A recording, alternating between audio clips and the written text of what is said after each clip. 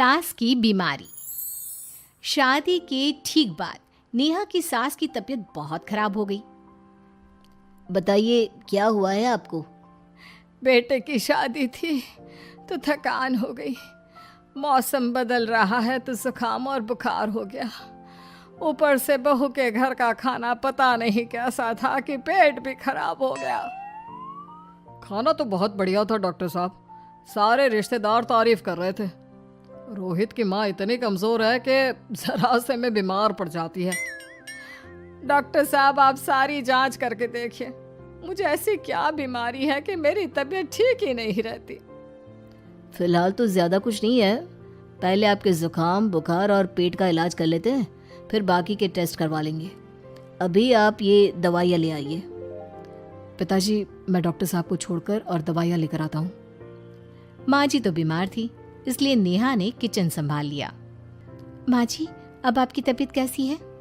पहले से ठीक है। आप बैठिए, मैं खाना लगाती हूँ। तेरे बाबूजी और रोहित ने खाना खा लिया? रोहित तो टिफिन लेकर ऑफिस गए हैं माँ, और बाबूजी ने खाना खा लिया है। आप शुरू कीजिए। यह क्या, खाने में इतना तेल इतने मसाले? अरे अभी अभी तो तबीयत ठीक हुई है मेरी, तुम क्या मुझे वापस बीमार करना चाहती हो? नहीं माँ जी, ऐसा नहीं है। क्या हुआ? देखो ये बहू ने कैसा खाना बनाया है। खाना तो बहुत ही स्वादिष्ट था। अरे मैं ये खाना खाऊंगी तो बीमार हो जाऊंगी ना। ओह हाँ, बहू को अभी पता नहीं ना तुम्हारे बारे में, रोहित समझा देगा उसे। देख बहू, अच्छे से समझ लेना कि इस घर में कैसा खाना बनता है। हाँ माँ जी, मैं समझ लूँगी, लेकिन अभी आप कुछ तो खा लो। ये खाना खा लूंगी तो कल का खाना खाने के लिए बचूंगी भी नहीं। सास की बातें सुनकर नेहा उदास हो गई। उसने रोहित के घर आती ही उससे माँ जी के खाने के बारे में पूछा। आज माँ जी ने मुझे खाने के लिए बहुत बुरा भला कहा। माँ को मसालेदार और तेल घी वाला खाना सूट नहीं करता, वो बीमार पड़ जाती हैं। ऐसी क्या बीमारी है माँ जी को? पता नहीं, आज तक कई डॉक्टरों को दिखाया, कितने टेस्ट करवाए, लेकिन कोई बीमारी पकड़ में ही नहीं आई। नेहा को कुछ समझ में तो नहीं आया, लेकिन उसने अपनी सास के हिसाब का खाना बनाना सीख लिया। माँ जी आज तो खाना ठीक है ना? खाना तो ठीक है, लेकिन ये मुआ रेडियो क्यों चल रहा है इतनी तेज आवाज में? वो माँ जी मैं अकेले काम करते करते बोर हो रही थी ना, तो टाइम पास करने के लिए चला दिया। तेरा इस टाइम पास के चक्कर में मेरा सर दर्द से फटने लगा है। तेज आवाज से मुझे माइग्रेन हो जाता है। सॉरी माँ जी, मुझे पता नहीं था। तुम्हें जब तक सब पता चलेगा तब तक मैं तो भगवान के पास ही पहुंच जाऊंगी। नहीं नहीं, ऐसा मत कहिए ना माँ जी। अब मैं कहीं भूख से ही ना मर जाऊं। खाना मेरे कमरे में रख दो। बेचारी नेहा, उस दिन उसे बहुत दुख हुआ। नेहा तुम रो क्यों रही हो? आज माँ जी ने मुझे बहुत बुरा भला कहा, मैं तो सिर्फ रेडियो सुन रही थी। ओहो, तुम माँ की बातों का बुरा मत मानो, उन्हें तेज आवाज से सर दर्द होने लगता है, दर्द की वजह से बोल दिया होगा कुछ।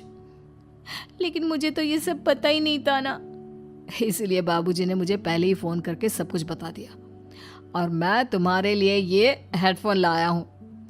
अब तुम अपने गाने भी सुन सकती हो और माँ को परेशानी भी नहीं होगी। ये सिर्फ एक बात का हाल है, लेकिन माँ को तो हर चीज से परेशानी है। अब क्या कर सकते हैं, माँ बीमार ही इतनी रहती है। लेकिन माँ को ऐसी कौन सी बीमारी है? तुम्हें बताया तो था, किसी भी डॉक्टर को माँ की बीमारी समझ में नहीं आ रही।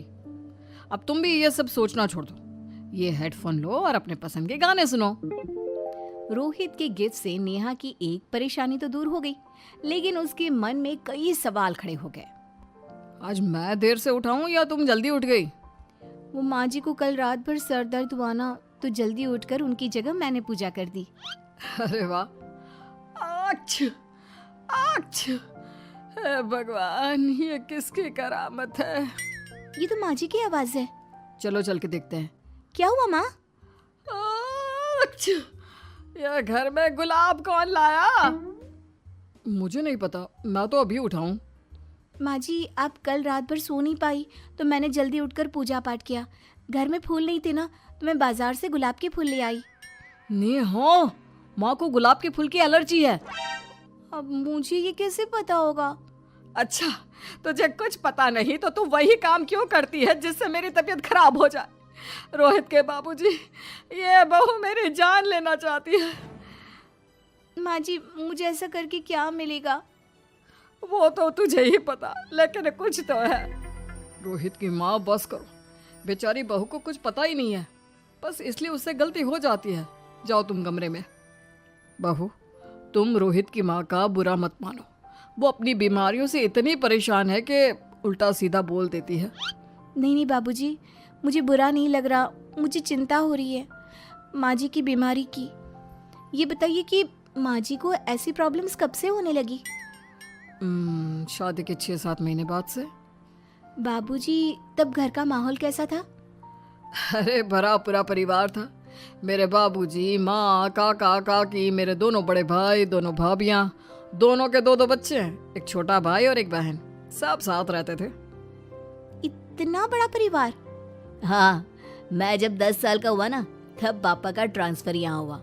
उसके पहले तक तो हमारी जॉइंट फैमिली ही थी। और माँ जी किस चीज से बीमार पड़ जाती हैं? जब तेज गर्मी हो, ठंड हो या ज्यादा बरसात हो जाए। जब माँ ज्यादा थक जाए, जैसे दिवाली पर घर की सफाई या कोई फंक्शन हो, या ज्यादा मेहमानों के आने से घर का काम बढ़ जाए। तेज म्यूजिक, तेज लाइट या ऐसे कोई तेज स्मेल आ जाए। तो माँ जी की ये बीमारी ठीक हो सकती है। कैसे? सब पता चल जाएगा। आप कल माँ जी की टेस्ट रिपोर्ट लेने जाने वाले हो ना? हाँ। तो सुनिए क्या करना है। अगले दिन रोहित माँ जी की रिपोर्ट्स लेकर आता है। माँ, बाबूजी, नेहा। अरे क्या हो गया रोहित? माँ जी की रिपोर्ट आ गई है। कुछ सीरियस है क्या? जिसका डर था वही हुआ। अरे गोल गोल बातें मत कर, सीधी तरफ बता बेटा, क्या हुआ है मुझे? माँ, आपकी किडनी, लिवर सब फेल हो गया है। आपका दिल भी कमजोर हो गया है। डॉक्टर ने कहा है कि आपके पास सिर्फ 1 महीना बचा है। ये क्या बक रहा है? ऐसा हो ही नहीं सकता। मुझे लग ही नहीं रहा कि मैं इतनी बीमार हूँ। लेकिन माँ जी, रिपोर्ट झूठी तो नहीं हो सकती ना? हाँ, माँ को 20 साल की उम्र से बीमारी लग गई थी, लेकिन कोई डॉक्टर पकड़ नहीं पाया और अब ये बीमारियां बहुत ज्यादा बढ़ गई हैं। हाँ रोहित की माँ, तुम्हें याद है शादी के 6 महीने बाद से तुम बीमार रहने लगी थी। अरे लेकिन वो अलग था, मुझे ऐसी कोई बीमारी नहीं हो सकती। ये तुम कैसे कह सकती हो माँ?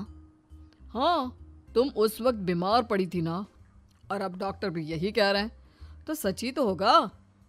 और आप तभी से बीमारी तो रहती आई हैं। अरे लेकिन तब मैं बीमार थी ही नहीं। क्या मतलब?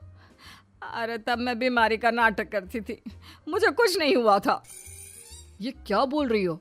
हाँ, घर में इतने सारे लोग थे और सबसे छोटी बहू मैं थी, तो सारा काम मुझे करना पड़ता, इसलिए काम से बचने के लिए मैं नाटक करने लगी। लेकिन आपको अभी भी वही बीमारियां होती है ना माँ? हाँ, अगर नाटक था तो ये प्रॉब्लम तुम्हें अभी क्यों होती है? इसका जवाब मैं देती हूँ। माँ जी कई महीनों तक नाटक करती रही, इसलिए इनके दिमाग ने धीरे धीरे इस झूठ को सच मान लिया और इनका दिमाग उन बीमारियों का एहसास कराने लगा। हैं? ऐसे भी होता है क्या? हाँ माँ जी, इसे प्लेसिबो इफेक्ट कहते हैं। जब आप बात बात पर बीमार पड़ने लगी तो मैंने अपने मामा से बात की, जो एक साइकोलॉजिस्ट है। उन्होंने बताया मुझे। तो ये रिपोर्ट्स? मैंने झूठी रिपोर्ट बनवाई थी नेहा के कहने पर, ताकि आप सच बताएं। यानी मुझे कुछ नहीं हुआ? नहीं माँ जी, और आपकी इस प्रॉब्लम का भी सोल्यूशन है। हम किसी अच्छे साइकोलॉजिस्ट को दिखाएंगे और आप जल्द ही ठीक हो जाएंगी। वाह बहू, मैंने तुझे इतना भला बुरा कहा और तूने मेरी जिंदगी भर की तकलीफें दूर कर दी।